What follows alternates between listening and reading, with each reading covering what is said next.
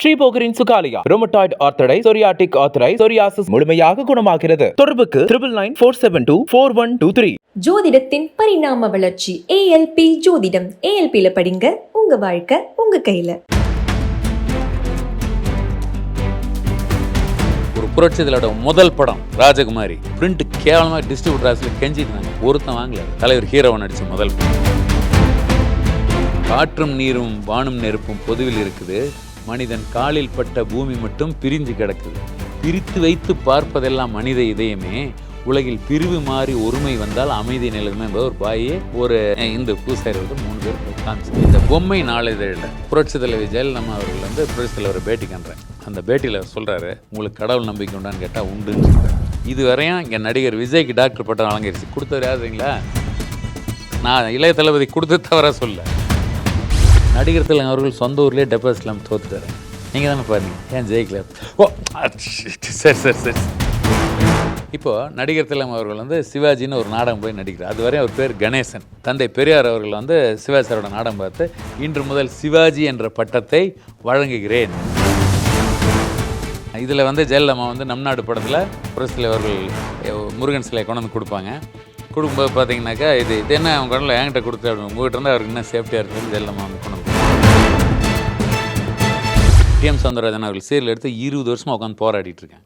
இவங்க உட்காந்துக்கிட்டு தலைவர் பார்த்தீங்கன்னா தலைவர் அப்படி செஞ்சார், பார்த்தீங்கன்னா தலைவர் மாதிரி ஏறு இருக்கிற பார்த்தீங்கன்னா இதுதான் பேசிட்டு போவாங்களே தவிர இப்படியான்னு செத்து போயிடும்.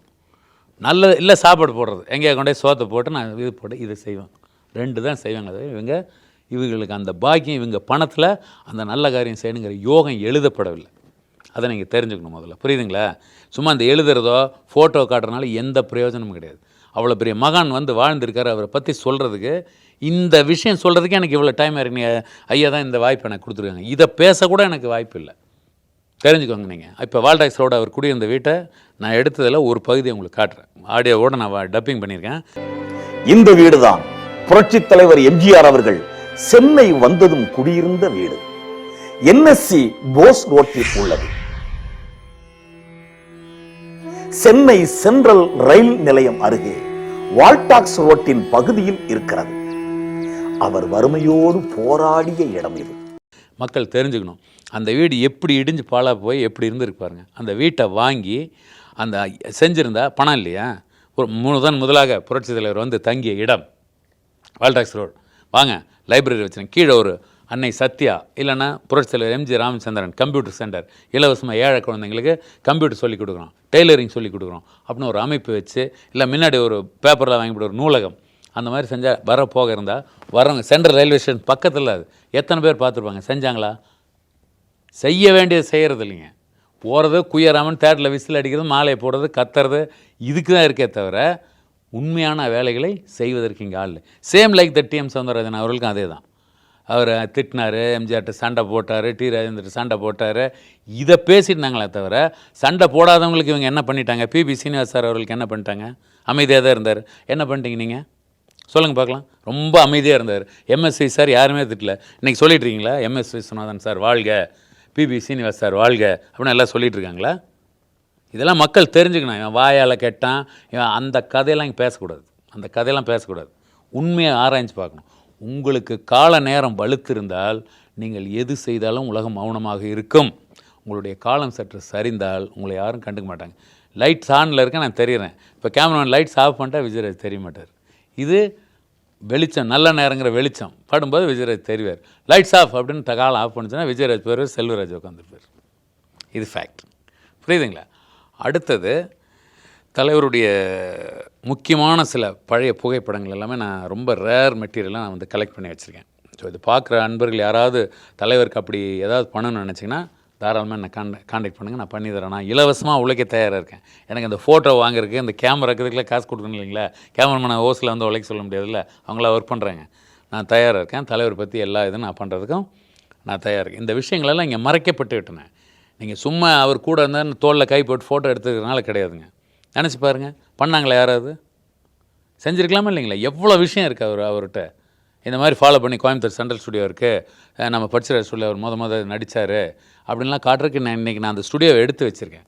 ஸோ புக்கு போடுறது எம்ஜிஆர் அவர்கள், நான் அறிந்த எம்ஜிஆர், நான் அறிந்த இது அவர் அப்படி இருந்து எதை எழுதினாலும் பார்க்குற யாரும் இப்போ போய் தேடி போய் கேட்க போகிறதில்ல. நிறைய தவறான தகவல்கள். இப்போது நீங்கள் பாருங்கள், இந்த விக்கி மீடியான்னு ஒன்று இருக்குது இந்த நெட்டில். இப்போ இந்த தம்பி எம்ஜிஆர் பற்றி, புரட்சி தலைவர் பற்றி அனலைஸ் பண்ண சொல்லுங்கள். எம்ஜி ராமசாமி ஒரு டாக்குமெண்ட்ரி ஒரு ஸ்டூடெண்ட் அப்படி தட்டினா விக்கி மீடியான்னு வருது. போட்டிங்கன்னா வருது, ஃபோட்டோ போட்டு வருது. வால்ட்ராக்ஸ் ரோடில் புரட்சி தலைவர் எம்ஜிஆர் இருந்தார்னு ஒரு வரியை நீங்கள் காட்டுங்க பார்க்கலாம் விக்கி மீடியாவில். புரட்சி தலைவர் வந்து இறங்கின இடம் அங்கே தான். அதை பற்றி ஒரு லைன் இருக்கா பாருங்கள் விக்கி மீடியாவில். இவங்க பேசுகிறாங்க, நெட்டில் பாருங்கள். எம்ஜிஆர் வேணுமா நெட்டில் பாருங்கள், சிவாஜி வேணுமா நெட்டில் பாருங்கள், ஜெமினி வேணுமா நெட்டில் பாருங்கள். நெட்டில் யார் அப்லோட் பண்ணது தானாக வந்துருச்சா? நம்ம அப்லோட் பண்ணுறது தான் அதில் இருக்குது. அப்போ அடுத்த தலைமுறை வந்தோன்னே போட்டு பார்க்குறாங்க விக்கி மீடியா எம்ஜிஆர் ராமசாமி குறிப்பிடுது. ஓகே, நான் எம்ஜிஆர் டாக்குமெண்ட் ஒரு 4 ஃபோட்டோ புரட்சி தலைவர் இப்படி வந்தார். வாவ் அமேசிங், எம்ஜிஆர் பற்றி டாக்குமெண்ட் பண்ணிட்டீங்களா, பெரிய விஷயம் இல்லை, அவ்வளோதான் முடிஞ்சு போச்சு. 10 நிமிஷம். அப்படியே எவ்வளோ பெரிய சகாப்தம் இருக்கணும். இன்னொரு அதிர்ச்சியான தகவல் பாருங்கள். மக்கள் திலகத்தினுடைய 100வது படம் ஒளி விளக்கு, ஜெமினி எடுத்த படம் அது, எஸ்எஸ் வாதன் அவர்கள். அந்த படத்தினுடைய நெகட்டிவ் இன்றைக்கி எங்கேயுமே கிடையாது, கூழாக போச்சு. புரட்சி தலைவருடைய 100வது படம் ஒளி விளக்குங்கிற படம் கிடையாது, பிரிண்ட் கிடையாது. ஒரு சாதாரண ஒரு கோடு போட்டு பிரிண்ட் நான் அதிலேருந்து ட்ரான்ஸ்ஃபர் பண்ணி வச்சுருக்கேன். நாங்கள் புதுசாக கட்டிக்கிட்டேன். இவங்கெல்லாம் உட்காந்துட்டு என்ன பண்ணிட்டுருக்காங்க பாருங்கள். இந்த ரொம்ப கோவம் வந்து பேசுகிறாங்களா புரட்சி தலைவர் அப்படின்ட்டு, அவங்களாம் என்ன பண்ணாங்க அவங்களுக்கு தெரியுமா? அதெல்லாம் இப்போ போடுங்க பார்க்கலாம் நெட்டில் எப்படி இருக்குன்னு பாருங்கள். இருக்காது. ஒரு புரட்சி தலைவரோட முதல் படம் ராஜகுமாரி பிரிண்ட் கேவலமாக டிஸ்ட்ரிபியூட்டர் ஆஃபீஸில் கெஞ்சிட்டு இருந்தாங்க, ஒருத்தன் வாங்கல. அது தலைவர் ஹீரோவை நடித்த முதல் படம், நம்ம பாதுகாத்து வைப்போம். அடுத்தது அவரோட 50வது படம் நம்ம பாதுகாத்து வைப்போம். 100வது படம் ஒளி விளக்கு ஒரு பிரிண்ட் பாதுகாத்து வைப்போம். மக்கள் தலைவரோட முக்கியமான படங்களை நம்ம பாதுகாத்து எல்லாம் இன்று எந்த கலைஞர் அவர்களை எழுத்து பேசினாரோ, எந்த திமுக எழுத்து அவர் பேசினாரோ அவங்க நடத்துகிற சன் டிவிட்டையும் கலைஞர் டிவிட்டையும் இருக்குது. எங்கள் வீட்டு நான் ஆணையிட்டாளுங்கிற பாட்டை கலாநிதி மாறன் அவர்கள் அப்படி அழுத்தினார்னா எந்த டிவிலையும் போட முடியாது, தூர்தர்ஷனில் போடலாம். இதை நீங்கள் மக்கள் தலைவர்களுடைய ரசிகர்கள்லாம் தெரிஞ்சுக்கணும். என்னுடைய சீரியல் வராமல் இருக்கிறது காரணம், இன்றைக்கி பணம் கொடுத்தோம்லாம் பேசிகிட்டு இருக்கிறான் உட்காந்து, இவர் என்ன பண்ணிகிட்டு இருக்கிறாரு அப்படின்லாம் பேசிகிட்டு இருக்கான். புரட்சி தலைவர் ரசிகர் ஒருத்தரே காசு கொடுத்துரு, அவரே பேசிகிட்டு இருக்கிறாரு. அவர் என்ன பண்ணுறாரு, நான் கேஸ் போட்டுறேன் உள்ளே வச்சு போனால் உள்ளே போகிறேன், உட்காந்து போகிறேன். டிஎம் சௌந்தரராஜன் சார் அவர்களுக்கு உள்ளே போய் உட்காந்துட்டு போகிறேங்க, நல்ல விஷயத்துக்கு தானே போகிறேன். இவங்களுக்கெல்லாம் வெக்கமான எனக்கு என்னங்க இருக்குது? 20 வருடம் செலவு பண்ணி வச்சுருக்கேன், அவ்வளோ பாடுபட்டு பண்ணி வச்சுருக்கேன். தலைவருடைய ஆவணங்களை அவ்வளோ கஷ்டப்பட்டு நான் பண்ணி வச்சுருக்கேன். பயப்பட மாட்டேன் அதுக்கெல்லாம், புரியுதுங்களா? நேர்மையாக இருக்கிறோம். ஒரு தவறான செயல், ஒரு அயோக்கியனுக்கு இருக்கிற தைரியம் ஒரு நல்லவன் சொல்கிறவன்கிட்டையோ ஒரு பக்தன் சொல்கிறவன்கிட்டையோ நான் பார்க்கல சார். அவன் தான் செய்கிற வேலையை கரெக்டாக பண்ணுறான், சிரித்த முகத்தோடு பண்ணுறான், அதனால அவனை பாராட்டுறாங்கிறேன். அயோக்கியன் நல்லவங்கிறவன் தான் கெட்டவனாக இருக்கான். அவனுக்கு இருக்கிற தைரியம் இல்லையே, பயந்து ஓடணும் அப்படிங்களா, அவனுக்கு பயந்துடுறான். அவன் கரெக்டாக வாங்க அப்படி பண்ணுங்க என்னங்க அப்படின்னு போகிறான். அப்போ உனக்கே அவ்வளோ தைரியம் இருக்குன்னா எனக்கு எவ்வளோ தைரியம் இருக்குன்னு இல்லை. பக்கத்துலாம் பேசி மனம் அவ்வளோ சொல்லுவேன். 20 வருடம் நான் போராடிருக்கேன் சார். உறவினர்லேருந்து நன்மை எல்லாம் கிண்டல் தான். டிஎம் சௌந்தரராஜன் வச்சு உட்காந்தேன், எம்ஜிஆர்னு உட்காந்துருக்கேன். எம்ஜிஆரில் யாரா பார்ப்பாங்க. இப்போ தலைவர் வந்து ஜீசஸ் வந்து இது பண்ணார், நான் ஏற்கனவே சொல்லியிருந்தேன். இப்போ பாருங்கள், ஒரு காலச்சக்கரத்தினோட சூட்சமம் பார்க்கணும். இங்கே மறுபடியும் வந்து மத போதகரான்னு பேசக்கூடாது. இப்போ அவரோட படம் இதயக்கனி, நான் ஃபோட்டோ கொடுக்குறேன். இதயக்கனி படம் ஓடிட்டு இருக்கிறது ஆல்பர்ட்டுங்கிற தேட்டரில் ஓடுது. ஆல்பர்ட்டுங்கன்னா யார்? ஆல்பர்ட் தேட்டரில் ஓடுது. அது பக்கத்துலேயே ஒரு மிகப்பெரிய சர்ச். இது காலச்சக்கரத்தினுடைய பரிசு. ஏன் முருகன் தேட்டரில் போட்டிருக்கிறது, மகாலட்சுமி தேட்டரில் போட்டிருக்கிறது, ஈகா தேட்டரில் போடுறது, சங்கம் தேட்டரில் கொண்டு போய் போடுறது தானே? காலம் எங்கே பணிச்சிருக்கு? ஆல்பர்ட் தேட்டரில் போட்டிருக்கு. வணங்கினார் ஜீசஸ், வணங்கினார். ஆல்பர்ட் தேட்டரில் இன்றைக்கி ஓடி 25வது நாள் ஓடி சூப்பர் டூப்பர் ஹிட்டாக ஓடிருக்கு. அதுலேயும் பாருங்கள், புரட்சி தலைவருடைய உண்மையான ரசிகர்கள், ஏழை எளிய மக்கள் உண்மையான ரசிகர்கள் தான் அதுக்கு பாடுபட்டு பூ மாலை வாங்கி போடுறாங்களே தவிர கட்சிக்காரங்களாம் ஒருத்தன் அதை போய் பார்க்கல. இதுதான் புரட்சி தலைவருடைய உண்மையான நிலை இங்குங்கிறத உலகத் தமிழ் மக்கள், உலகத்தில் இருக்கிற அத்தனை எம்ஜிஆர் புரட்சி தலைவருடைய ரசிகர்கள், பெரிய தலைவர்கள், செல்வந்தர்கள் எல்லாம் உங்கள் பார்வைக்கு நான் இதை வைக்கிறேன். நான் யாரையும் குறை சொல்ல காலம் மட்டும்தான் இங்கே வேலை செய்யுதுங்கிறது. இவங்க இவ்வளவு அமைக்கும் அதுக்கு மேலே தலைவர் மீண்டு வந்து இன்றைக்கி வந்து 25 நாள் நின்றுருக்கார்.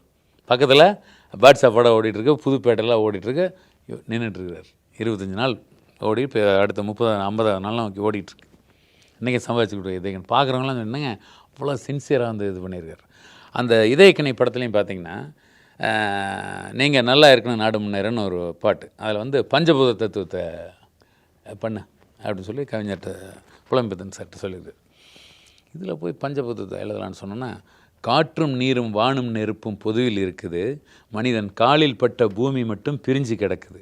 இந்த மாதிரி இந்து கிறிஸ்டின் பேசக்கூடாதரா மடையா? காற்றும் நீரும் வானும் நெருப்பும் பொதுவில் இருக்குது, மனிதன் காலில் பட்ட பூமி மட்டும் பிரிஞ்சு கிடக்குது. பிரித்து வைத்து பார்ப்பதெல்லாம் மனித இதயமே, உலகில் பிரிவு மாறி ஒருமை வந்தால் அமைதி நிலவுமே. ஒரு பாயே ஒரு இந்து பூசாரி ஒருத்தர் 3 பேர் காமிச்சார். அப்படிப்பட்ட தலைவரோட ரசிகராக இருந்துக்கிட்டு அவர் மூகாம்பியை கும்பிட்டு விட்டார், ஏசுநாதர் கும்பிட்டான், மதம் மாற்றேன்னு கேட்டிங்கன்னா நீங்கள் புரட்சித் தலைவர் ரசிகரை சொல்லுங்கள் பார்க்கலாம். உண்மையில் நீங்கள் சொல்லுங்கள். நடந்த கண்டென்ட்டை நம்ம சொல்கிறோம் உண்மையை, அது ஏன் ஒரு பிரித்து பார்க்குறதா பார்க்குறேன். அதெல்லாம் நான் கேட்டேன். அப்படி நீங்கள் உங்களுக்கு கிறிஸ்டினை காட்டுற பிடிக்கலன்னா அவர் கண்டுபிடிச்ச சினிமா வேண்டாம், Christine Thomas Alva Edison Christine, அவர் கண்டுபிடிச்ச கரண்டை விட்ருங்க, சினிமா விட்ருங்க, வெறும் ராந்தல் விளக்கு போட்டு உட்காந்துங்க பார்க்கலாம். உட்காருவீங்களா? வேண்டாம், செல்ஃபோன் வேண்டாம், எல்லாம் வெள்ளைக்காரன் கண்டுபிடிச்சா அப்படின்னு. சினிமாவை கண்டுபிடித்து தாமஸ் ஆல்வா எடிசன், அந்த சினிமா வந்து மக்களுடைய மனநோய் தீர்க்கும் மெடிசனாக இருக்கணும். அந்த மெடிசனாக பயன்படுத்தின மருத்துவராக இருந்தவர் தான் டாக்டர் புரட்சித் தலைவர் எம்ஜிஆர் அவர்களையும் சொல்லி அப்படிங்கிறத சொல்லி, விரைவில் நான் புரட்சித் தலைவருக்கான டாக்குமெண்ட்ரிகள் நிறைய செய்வேங்கிறதையும் சொல்லி, இந்த அரிய புகைப்படங்கள் தகவல்களையும் நான் காமிச்சிருக்கேன். இது பாருங்கள். போன இதனுடைய தெளிவடைங்கிறது தான் இந்த பதிவு போட்டுவிட்டேன். ஸோ அவர் எந்த அளவு இந்த ஜோதிடர்களுக்கு எந்த அளவு அவர் ஒரு இதாக இருந்து அவரை செட்டில் பண்ணியிருக்காரு, உதவி இருக்கார், ஒரு ஜோதிடரை எப்படி காப்பாற்றியிருக்காரு, அதை கூட தனக்கு ஜோதிடம் பார்த்தவர் கூட அவங்க குடும்பம் வருத்தப்படக்கூடாது அப்படின்னு சொல்லி காப்பாற்றி விட்டுருக்காரு. அதே மாதிரி இந்த இடத்துல இன்னொரு பதிவு நான் சொல்லலாம். புலமைப்பித்தன் அவர்கள் நம்ம இன்டர்வியூலேயே சொல்லியிருக்காரு. புலமைப்பித்தன் அவர்கள் வந்து கொஞ்சம் நாத்திக பேசுகிற கோயம்புத்தூர்கார். அவர் வந்து என்ன சொல்லியிருக்காரு, ஒரு நாள் கூப்பிட்டாரான் வெஸ்ட் மாம்பலம் கூப்பிட்டு இப்படி கணத்தில் கை வச்சு இப்படி உட்காந்துறான். புரட்சி தலைவர் இப்படியே உட்காந்துருக்காரு. உட்காருங்க அப்படி.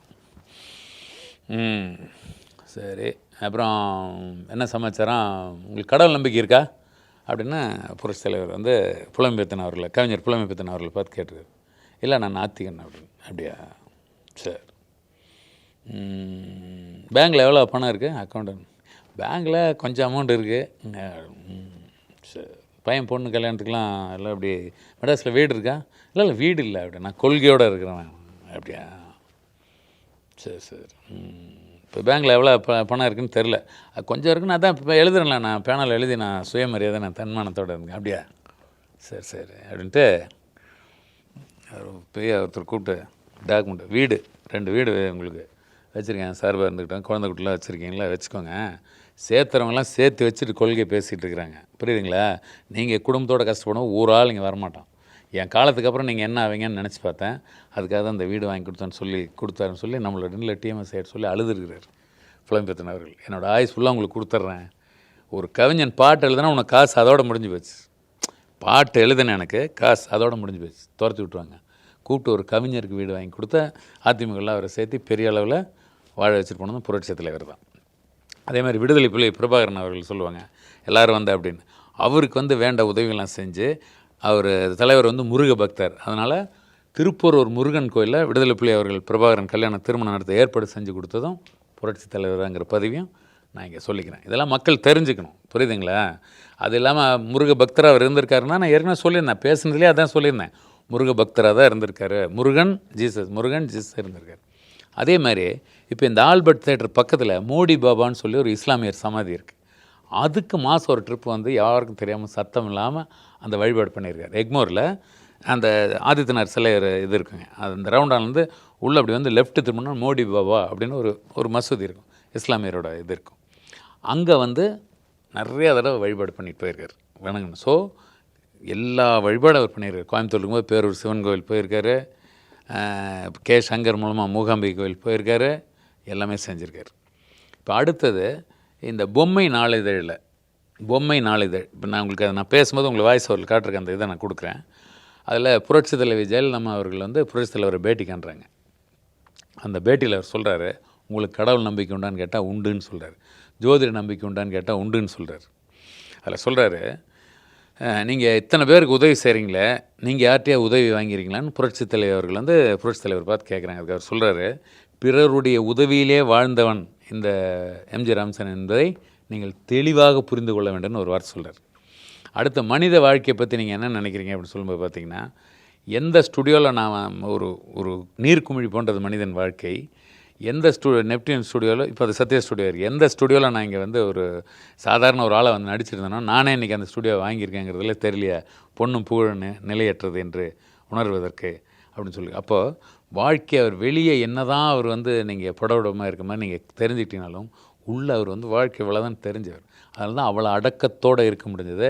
நீங்கள் மெட்ராஸில் நினச்சா அவர் எவ்வளோ வீடு வாங்கி போட்டிருக்கலாங்க, எத்தனை வீடு வாங்கி போட்டிருக்கலாம். இப்போ இன்றைக்கி எம்ஜிஆர் காலேஜ்னு யாராவது வச்சுருக்காங்க, எத்தனை காலேஜ் வாங்கி போட்டிருக்கலாம், செஞ்சாங்களா?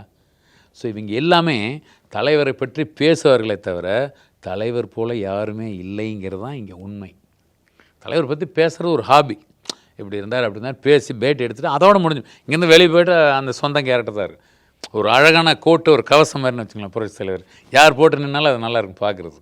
போட்டு அவர் அப்படி செஞ்சாரா, தலைவர் இப்படி செஞ்சாரா, இங்கே போகும்போது ஏன் இப்போ இந்த நான் சொன்ன பகுதியெல்லாம் ஏன் செய்யலை?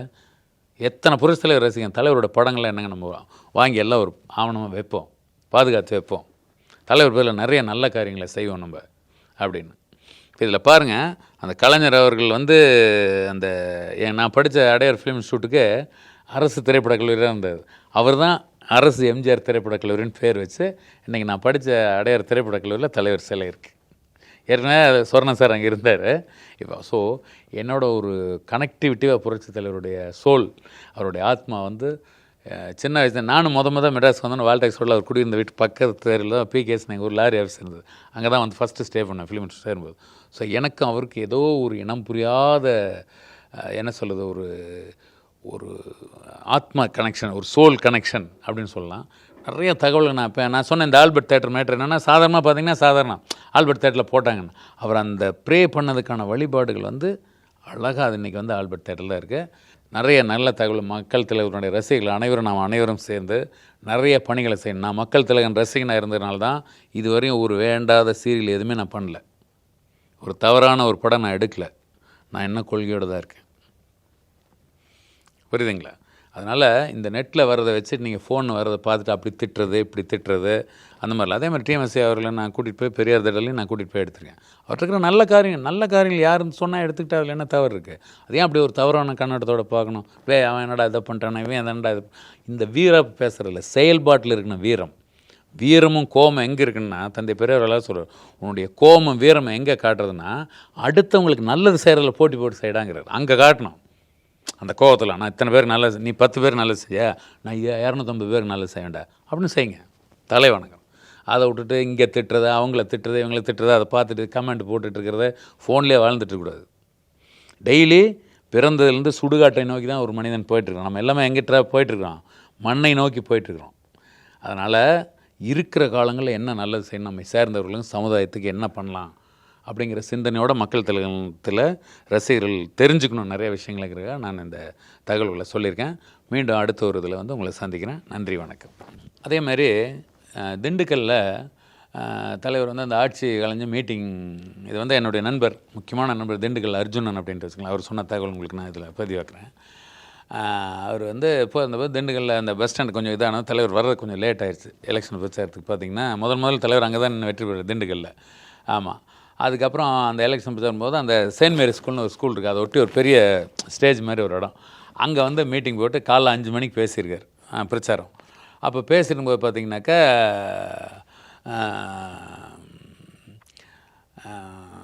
நீங்கள் உங்களை தான் நம்பியிருக்கேன், மீண்டும் நான் ஆட்சி எப்படி போய் எனக்கு வாய்ப்பு கொடுப்பீங்கன்னு நினைக்கிறேன் அப்படிங்கும்போது சர்ச்சில் வந்து பெல் அடிச்சிருக்குது. பெல் அடித்த உடனே இது இருந்த கூட்டம் ஃபுல்லாக கிளாப்ஸ் அடிச்சிருக்கு. ஏடா திண்டுக்கல் செயின்ட் மேரி ஸ்கூலில் தலைவர் பேசுகிறாரு, பெல் அடிக்குது கரெக்டாக அப்படின்னு. ஸோ அங்கேயும் ஒரு மறைமுகமாக ஒரு இது வந்திருக்குங்கிறத நீங்கள் தெரிஞ்சுக்கணும். நீங்கள் அவர் எல்லா இதையும் முருகனை எந்த அளவு ஃபாலோ பண்ணி ஒவ்வொரு இடத்துலையும் இருக்கும். நீங்கள் ஒளி விளக்குலேயும் முருகன் சிலையை தான் கொடுப்பாங்க. இதில் வந்து ஜெயலலிதா வந்து நம் நாடு படத்தில் புரட்சி தலைவர்கள் முருகன் சிலையை கொண்டு வந்து கொடுப்பாங்க.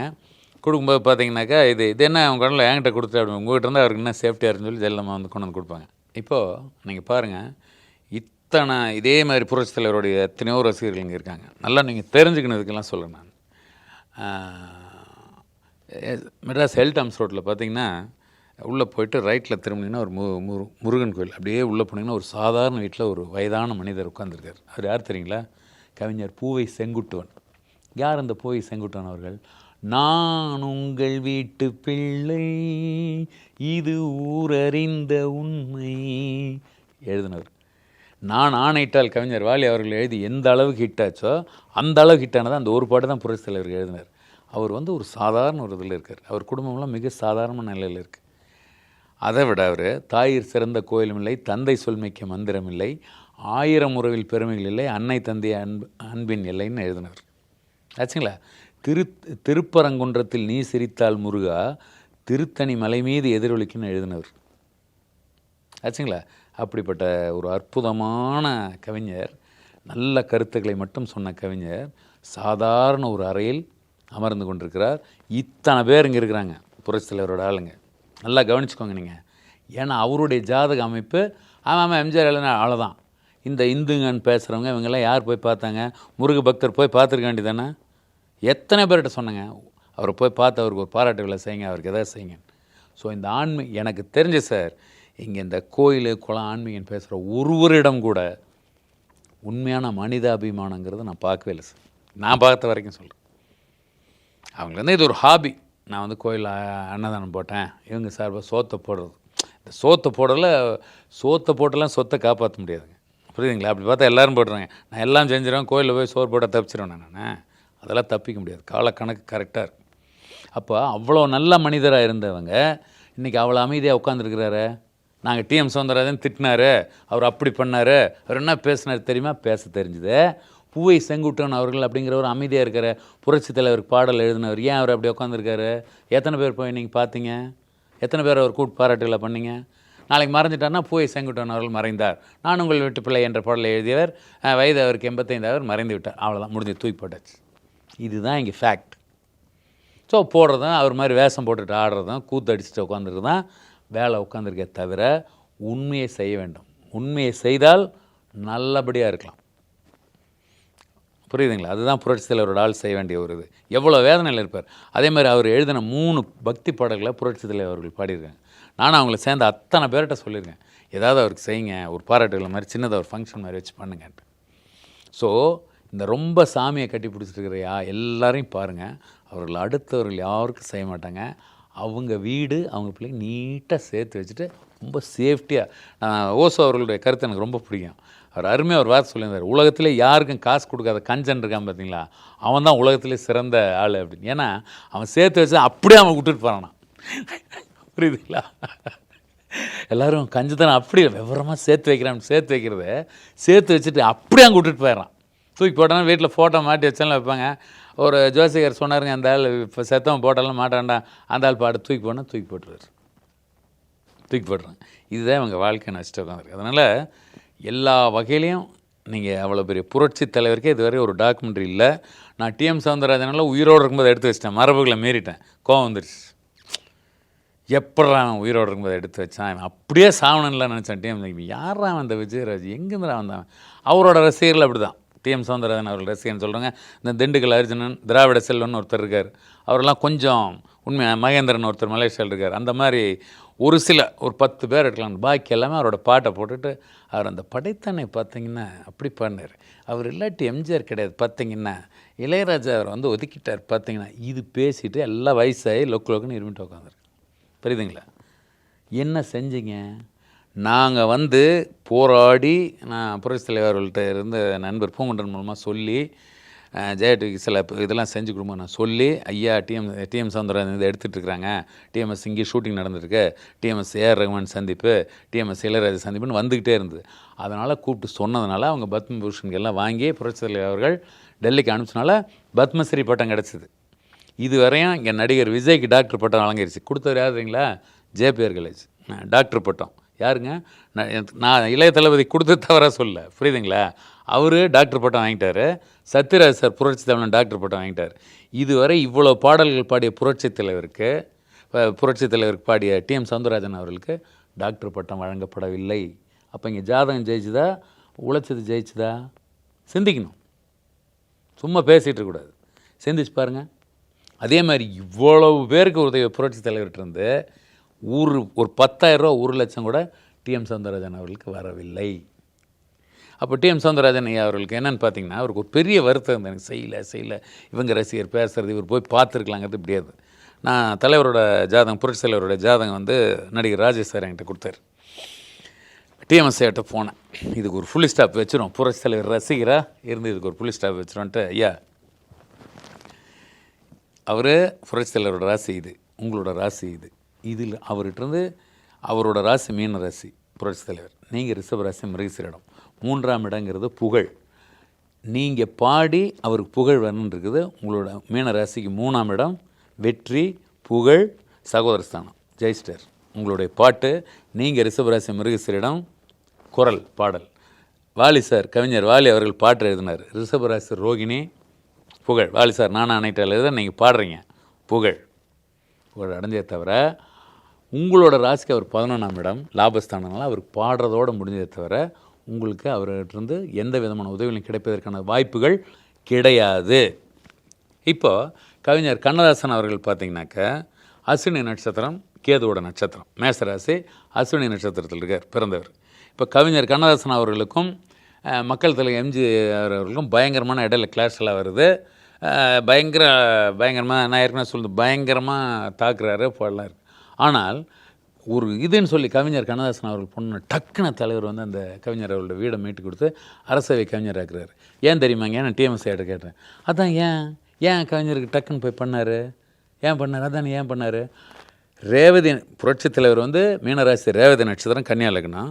ரேவதி நட்சத்திரத்துக்கு 2வது நட்சத்திரம் தனத்தாரையில், தாராபலன்னு ஒன்று இருக்குது. தனத்தாரையில் இருக்கின்ற அஸ்வினி நட்சத்திரத்தில் பிறந்த கண்ணதாசன் அவர்களுக்கு இமீடியட்டாக அவர் என்ன திட்டினாலும் கோபப்படல, புரட்சி தலைவர் அவர்கள் உதவி செய்து விட்டார். இது காலக்கணிதம், சூத்திரம். சூத்திரம் தெரிஞ்சவன் அமைதியாக இருப்பான், சூத்திரம் தெரியாதவனுக்கு ஆத்திரம். புரியுதுங்களா? ஹெல்ப் பண்ணிட்டார், அரசவை கவிஞராக்கி கவிஞரை அடக்கம் பண்ணுற வரைக்கும் கூட வந்து பண்ணிட்டாருங்க. அதனால் உங்களுக்கு அவர்கிட்ட வர்ற அமைப்பு உங்களுக்கு பாடுறதோடு சரி, நீங்கள் உங்களை அவரையும் பிரிக்க முடியாது. நீங்கள் ரிஷப லக்னம், டிஎம் சௌந்தரராஜன் அவர்கள் வந்து ரிஷப லக்னம், மக்கள் திலகம் வந்து கன்னியா லக்னம். நேர் 5 பூர்வ புண்ணியம், உயிர் நேராக 5 பூர்வ புண்ணியம். நீங்கள் அவருக்கு நீங்கள் தான் அவர், யாரும் டிஎம் சௌந்தரராஜன் பாட்டுன்னு சொல்ல, எம்ஜிஆர் பாட்டு அப்படிங்கிறீங்க. ஆச்சா? அப்போது இந்த இடத்துல அந்த லக்னம் படி உயிராக இருந்து பாடினீங்களே தவிர அவர்கிட்ட லாபம் அடையக்கூடிய நட்சத்திர வயசு உங்களுக்கு அவருக்கும் ஒத்து வராது. அடுத்தது புரட்சி தலைவர் அவர்கள் உண்மையான டேட் வந்து நான் ஏற்கனவே சொல்லியிருந்தேன், 11/2 நம்பர் ஆச்சுங்களா? நீங்கள் வந்து 6ஆம், டிஎம்எஸ்ஐ வந்து 6ஆம் நம்பர் ஆச்சுங்களா? அப்போ இந்த டிஎம்எஸ் அப்படின்னு வந்தோடனே 2ஆம் நம்பர் ஆயிடுச்சு. எம்ஜிஆர் அப்படிங்கிறது 9ஆம் நம்பர் ஆயிடுச்சு. 2க்கு 9க்கு ஆகாது, உங்களுக்கு கிளாஷ் ஆகிடுச்சு. அதனால் இனிமேல் தலைவரை திட்டுற வேலை விட்டுறலாம் அப்படின்னு. அப்பா தெரியாமல் இது முதலே நீங்கள் வந்திருந்தீங்கன்னா எனக்கு எவ்வளோ நல்லா இருந்திருக்கும் அப்படின்னு டிஎம்எஸ்ஐ சொன்னார். அதோடு விட்டுறலாம். அப்புறம் இன்னொரு விஷயம் உங்களுக்கு சொல்கிறேன். நீங்கள் எல்லா இடத்துலையும் நான் ஆணையிட்டால் பாட்டு நான் பாடினதுனால உயிர் கொடுத்து இப்போ யாரும் மறுக்கல, உங்கள் பாட்டை யாரும் எடுத்துடல. அதாவது ஒரு விஷயத்தை சொல்கிற அணுகுமுறை இருக்குது, புரியுதுங்களா? நம்ம தலைவராக இல்லைங்களா? அதனால் சொன்னேன், இந்த மாதிரி நான் ஆணையிட்டால் நான் உயிரை கொடுத்து பாடினதுனால தான் எம்ஜிஆர் ஆட்சியில் வந்தார் அப்படின்லாம் நீங்கள் உங்கள் ரசிகர்லாம் சொல்லி நீங்கள் பேசுனீங்க. நான் ஒரு சின்ன தகவல் கேட்குறேன், தப்பாக நினச்சிக்கேன். டிஎம்எஸ்ஐட்ட கேட்டேன், அவர் சொல்லுங்கள் அப்படின்னாரு. நீங்கள் நடிகர் திலகம் அவர்களுக்கு மன்னவன் வந்தான் நண்டி படத்தில் நான் நாட்டை திருத்த போகிறேன், அந்த கோட்டையை பிடிக்க போகிறேன், அந்த கோட்டையை பிடிக்க போகிறேன்னு பாடுனீங்க. நடிகர் திலகம் அவர்கள் சொந்த ஊர்லேயே டெபாசிட்லாம் தோத்துட்டாருங்க. நீங்கள் தானே பாருங்க, ஏன் ஜெயிக்கல? ஓ சரி கரெக்ட், நம்ம இனிமேல் இந்த டாபிக் பேச வேண்டாம் அப்படின்னு நீட்டாக அதுலேருந்து தலைவரை திட்டுற இடத்துலேருந்து டிஎம் சௌந்தரராஜன் அவர்களை அழகாக அப்படி எடுத்தோம். இதுக்கு எது பயன்பட்டது? ஜோதிடம்ங்கிற விஞ்ஞானப்படி அவருடைய சப்கான்ஷியஸ் மைண்டில் இருக்கிற வேதனை அத்தனை பேரும் அவர் வீட்டில், ஐயா வீட்டில் வந்து எம்ஜிஆருக்கு எப்படிலாம் பாடினீங்க. சத்யராஜுக்கு காசு கொடுக்குறாரு போட்டியாக, அவர் கரலா கட்டை கொடுக்குறாரு, பாக்கியராஜ் இதுக்கு போய் உட்காந்துருக்குறாரு. இவ்வளோ பாடினவர் கண்டுக்கல பாருங்கள். ஸோ அப்பா என்ன பண்ணுறது, காலம் அப்படி இருக்குது. அது எம்ஜிஆர் செஞ்சது தப்புப்பா, அது தப்பு. இவர் போய் பார்த்து ஏப்பா இது தப்பு, எம்ஜிஆர் பேசுங்க கரெக்டியா, இதான் இதை பேசிகிட்டு இருக்கிற கோடிக்கணக்கான நபர்கள் நடுவில் புரட்சி தலைவர் ரசிகனாக போய் அவர் தலையில் இருந்த அந்த புரட்சி தலைவர் செய்யலைங்கிற அந்த அந்த அந்த வேதனையை அப்படியே எடுத்து தூக்கி போட்டார். புரட்சி தலைவர் பயன்படுத்தின அதே ஜோதிட கலை மூலமாக அவர் மனசில் இருக்கிறத எடுத்து இப்போ கிளியர் ஆகிடுச்சு. அழகாக ராமவரம் தோட்டம் கூட்டிகிட்டு போய் எடுத்திருக்கேன், சமாதியில் வந்து கும்பிட்டுருக்காரு, கேரளாவில் தலைவர் வீட்டெலாம் கூட்டிகிட்டு போய் எடுத்திருக்கேங்கிறதான் மக்கள் திலகம் ரசிகர்களுக்கு நான் பணியோடு தெரிவிச்சுக்கிறேன். அப்புறம் இந்த ஷூட்டை எடுத்துகிட்டு இருக்கும்போது அண்ணா ராம்குமார் அண்ணன்கிட்ட சிவாஜி சார் வீட்டில் எடுத்துகிட்டு இருந்தோம். எடுத்தோன்னா டிஎம்எஸ் சொன்னார், எனக்கு அடிக்கடி நான் பெரிய ஜோதிடர்லாம் படிக்கல சார், நம்ம வெறும் ஆராய்ச்சியில், நான் ஜோசிகாரன்லாம் இல்லை, சும்மா டைம் பீயிங் ஃப்ரெண்ட்ஸோடு அப்படி பேசிட்டு இருக்கும்போது சின்ன சின்ன மேட்டர் தெரிஞ்சுக்கலாமே. நான் ஏதோ ஒரு விதத்தில் சமுதாயத்துக்கு நல்லது பண்ணணும். நம்ம ஒன்றும் பணமாக இருக்கலாம், நல்ல வார்த்தைகள் சொல்லலாம், இல்லை ஒரு நல்ல வழிகாட்டு நல்லா இருக்கட்டுமே, பயன்பாடோடு இருக்கணும் அப்படிங்கிறது என்னுடைய தார்மீக கொள்கைன்னு வச்சுக்கோங்களேன். அப்போ நடிகர் தலைவர் வீட்டில் போய் உட்காந்து பேசிட்டு இருக்கும்போது என்னன்னு பார்த்தீங்கன்னா சொன்னார், இந்த மாதிரி விஜயராஜ் வந்து ராம்குமார் நாங்கள் சொன்னார், இந்த மாதிரி விஜயராஜ் வந்து கொஞ்சம் ஸ்டைல். அப்படியா, என்ன எங்கள் அப்பாவை பற்றி என்ன சொல்கிறீங்க அப்படின்னு ராம்குமார்னு கேட்டார். அப்போ நான் சொன்னேன், இந்த உலகம் முழுசும் நான் நடிகர் தலைவர் 2 தடவை நான் ஏசி திருலோச்சந்திர அவர்கள் தான் ஒர்க் பண்ணேன், 2 தடவை நடிகர் தலைவர் அவர் பார்த்துருக்கேன். அப்போது நான் சொன்னேன், ராஜேஷ் சார் என்கிட்ட சிவாஜி சார் ஜாதகம் கொடுத்துருந்தார். கும்பலக்னம் மேசராசி நடிகர் தலைவர் அவர்கள், அஸ்வினி நட்சத்திரம். இவங்க எல்லாம் பாருங்கள், இந்த கேதுங்கிறவன் கெடுத்துட்டான், கேது தடைகளின் தலைவன் அப்படின்லாம் உட்காந்து பேசிகிட்டு இருக்கிறான். நல்லா தெரிஞ்சுங்க, கேது நட்சத்திரத்தில் பிறந்தவர் தான், அஸ்வினி நட்சத்திரத்தில் பிறந்தவர் தான் கவிஞர் கண்ணதாசன் அவர்கள். அவர் பாட்டை யாரும் இல்லையா, அவர் என்ன தியானம் பண்ணிட்டு இருந்தாரா? தெரியும் கவிஞர் அவர்கள் எப்படி இருந்தார். அந்த மாதிரி பாட்டு எழுத ஆள் இருக்கா? நடிகர் திலகத்து மிஞ்சி நடிக்கிற இன்றைக்கி ஆள் இருக்காங்களா? யாராவது நடிக்கிறேன், எத்தனை கேரக்டர் பண்ணார்? அவரும் அஸ்வினி நட்சத்திரம் கேதுவோட ஆள் தான். புரியுதுங்களா? அப்போது கும்பலக்னம் மேசராசிக்காரர் நடிகர் தலைவர். அப்போது இந்த கும்பலக்னத்துக்கு ஓனர் யாருன்னு பார்த்தீங்கன்னா சனி பகவான். அந்த சனி பகவானுடைய வாகனம் என்னன்னு நம்ம முன்னோர்கள் வச்சுருக்காங்கன்னா காகம் வச்சுருக்கார். ஸோ பராசக்தி படத்தில் நடிகர் தலைவர் முதல் படத்துலேயே தன்னுடைய லக்னாதிபதியான சனி பகவானுடைய வாகனத்தை கூப்பிடுறாரு. கா கா கா கா கா கா அப்படின்னு, ஆகாரம் உண்ண அன்போடு எல்லோர் ஒன்றாக ஓடி வாங்க அப்படின்னு பாடினது தன்னுடைய உங்கள் பார்வைக்கே காணும் அவரை கால சக்கரம் அப்படி இயக்கி எழுத வச்சிருக்கு அப்படிங்கிறது சூழ்ச்சி ஒன்று. அப்படியே கை பிடிச்சிட்றாங்க, கொஞ்சம் சூப்பருங்க, எனக்கு என்னங்க வித்தியாசமான பார்வையாக இருக்குது அப்படின்னு நமக்கே தோணுச்சு. பரவாயில்ல, நம்ம இன்னும் கொஞ்சம் ரீசர்ச் பண்ணணும். எதுக்கு சொல்கிறேன்னா, நமக்கு பின்னாடி இயங்கி கொண்டிருக்கிற முடிச்சுகளை பார்க்கணும். படித்த மக்களுக்கு வந்து இந்த அதே அஸ்ட்ராலஜி மாதிரி ஒரு மிகப்பெரிய விழிப்புணர்வை இது பண்ணும். அதேமாதிரி தந்தை பெரியார் அவர்கள் வந்து பார்த்திங்கன்னா 17 டேட் ஆஃப் பர்த், 8ங்கிறது சனி பகவான் அவர்களுடைய நம்பர். இப்போ நாங்கள்லாம் கருப்புலாம் போட்டிருக்கோம்ல, அதெல்லாம் வந்து சனி பகவான் அவர்களுடைய கலர். இப்போது நடிகர் திலகம் அவர்கள் வந்து சிவாஜின்னு ஒரு நாடகம் போய் நடிக்கிறார். அது வரையும் அவர் பேர் கணேசன் ஆச்சுங்களா. இப்போ நான் லக்னாதிபதி யாருன்னு சொன்னேன், சனி பகவான் அவர்கள்னு சொன்னேன். ஸோ அந்த ஆதிக்கத்தில் பிறந்த சனி பகவான் ஆதிக்கத்தில் 17ங்கிற டேட் ஆஃப் பர்த்தில் பிறந்த தந்தை பெரியார் அவர்கள் வந்து சிவாஜி சாரோட நாடகம் பார்த்து இன்று முதல் சிவாஜி என்ற பட்டத்தை வழங்குகிறேன் அப்படின்னு வழங்கினது 17ஆம் தேதி பிறந்த தந்தை பெரியார் அவர்கள் தான் நடிகர் திலகம் அவர்கள் வழங்கியிருக்காருங்கிறத இந்த பதிவில் நீங்கள் தெரிஞ்சுக்கணும். புரியுதுங்களா? இது வந்து சயின்ஸாக பார்க்குறது, இவங்க பார்க்குறது சாதாரண ஆளாக பார்க்குறாங்க. இது வந்து நடந்து எண்கள் தான் அது இல்லைங்களா, அந்த இது நடந்திருக்குங்கிறது இந்த நான் பதிவில் தெரிஞ்சு. ஆக எண்ணென்ப ஏன எழுத்தென்பை விரண்டும் கண்ணென்ப வாழும் உயிர்க்கு அப்படின்னு நம்ம வான்புகழ் வள்ளுவர் அவர்கள் சொன்னதுலேயும் ஃபாலோ பண்ணியிருக்காங்க. சிலப்பதிகாரத்துலேயும் உண்டு இல்லையா, சிலப்பதிகாரத்துலேயும் நிறைய இது இருக்குது. இந்த ஃபாலோ பண்ணதை ஜோதிடத்தை ஃபாலோ பண்ணதுக்கான ஆதாரங்கள் நிறைய இருக்குது. அந்த காலத்து ராஜா அரசவை ஜோதிடர்னு ஒருத்தர் வச்சுருப்பாங்க. உங்கள் மகாபாரதத்தில் கூட கிருஷ்ணர் போருக்கெல்லாம் டைமை குறித்து கொடுத்தா போய் இப்போ இந்த டைம் அடி அப்படின்னு சொல்லுவார். அந்த காலத்துலேருந்து இந்த வரையும் அது காலக்கணிதம். இப்போ அதன் ஜோதிடத்தையும் இதையும் நம்பாது இருக்கிறது அது ஒரு விதமான ஜாதக அமைப்பு. அந்த மாதிரி தான் கடவுளை ஜோசியமாக போட அப்படின்னு இருக்கிறது ஒரு அமைப்பு இல்லைங்க. நான் 24 மணி நேரம் ஜாதகமே பார்த்துட்டு இன்றைக்கி என்ன வெள்ளிக்கிழமையா வெளியே போகலாமா, ஏதாவது குறுக்கால சகுனம் அது ஒரு கேரக்டர். ஸோ இயற்கையினுடைய படைப்பில் பலவிதமான கதாபாத்திரங்கள், அது இந்த எல்லா கதாபாத்திரங்களும் இந்த இதற்குள்ள அடக்கம், விதியினுடைய அமைப்பில் அடக்கம். ஸோ விதியை வந்து நம்பி அப்படியே பேசாமல் மூலையில் முடங்கி கிடக்கிறத அது ஒரு அமைப்பு. அதே விதியை ப்ளஸ் பாயிண்ட். ஜோதிடம் என்பது ஒரு நெருப்பு.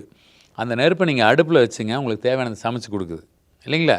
நீங்கள் கோயிலில் தீபம் ஏற்றி வைக்கிறீங்க, தொட்டு கும்பிட்றீங்க, மேலே பெட்ரோல் ஊற்றி கொளுத்திட்டு நெருப்பு என்ன எரிச்சிருச்சுன்னு சொல்கிறது எப்படி, அந்த மாதிரி தான் நம்ம பயன்படுத்துகிறத பொறுத்து இருக்குது. எல்லா அறிவிலையும் ஜோதிட அறிவும் காலக்கணிதம் என்பதும் ரொம்ப முக்கியம். நான் பல அரிய தகவல்களோடு அடுத்த பதிவில் உங்களை சந்திக்கிறேன். நன்றி, வணக்கம்.